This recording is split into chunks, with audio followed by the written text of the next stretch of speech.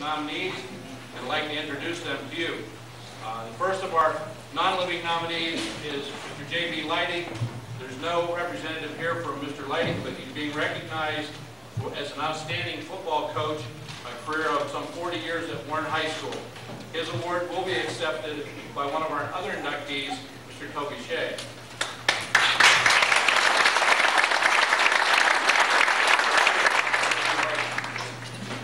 Coached the Warren football team for some 40 years, from 1912 to 1951. Compiling a record of 270, 124, and 27, that comes out to about 70% winning percentage in 40 years. His 1917, 1920, 18 went undefeated. 4 other squads suffered just 1 loss. His teams had just 5 losing seasons in 40 years. He was also a baseball and basketball coach during this time. He was known for stressing sportsmanship and character building. Anyone who was J.B. Leidig was in school will attest to that. He was also an excellent teacher. Very, very well respected. He was recently inducted into the Pennsylvania Football Coaches Association Hall of Fame. As a coach and a teacher, he was certainly well respected.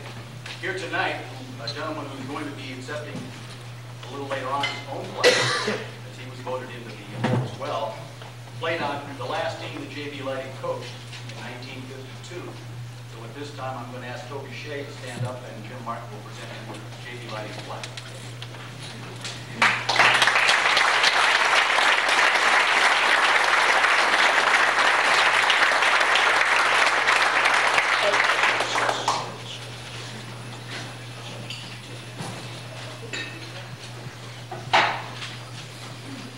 I thank the committee for this opportunity to accept J.B.'s plaque. I had the very distinct honor this summer to have been in Hershey to make the presentation of his plaque from the Football Coaches Association, and it was a very nice ceremony. I talked to his son David Monday evening, and he told me that his family could not be here, and they wish to express their appreciation to the committee also. And at that time he said that they wished that I would accept this.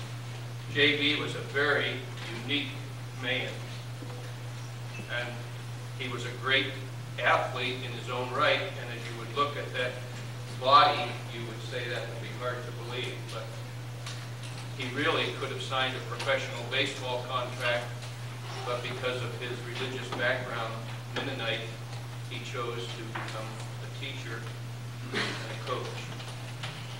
One of his claims to fame was the fact that he tackled Jim Thorpe many times when the school that he went to, Dickinson College, scrimmaged the Indian reservation team, which Jim Thorpe was the hero of. He also was probably the only man of the Mennonite faith to become a foot. He touched you. You got out of hand.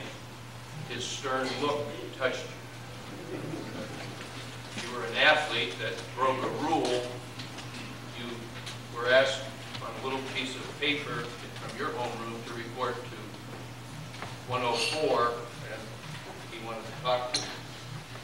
And your knees started to tremble long before that. But I think the words that the philosopher John Stuart Mill once wrote, men are men before they are teachers, lawyers, or doctors. And if you make them honest and capable men, they will make themselves honest and capable teachers, lawyers, or doctors. That sums up, to me, what J.B. Leidig did for us as young athletes at Warren Area High School.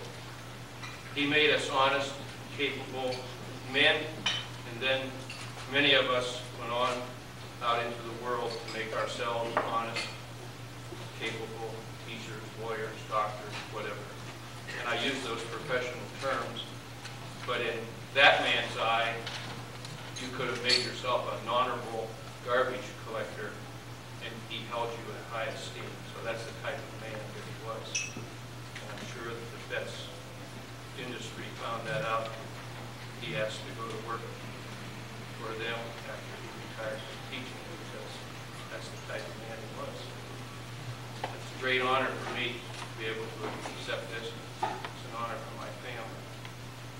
My only regret is that my son did not have an opportunity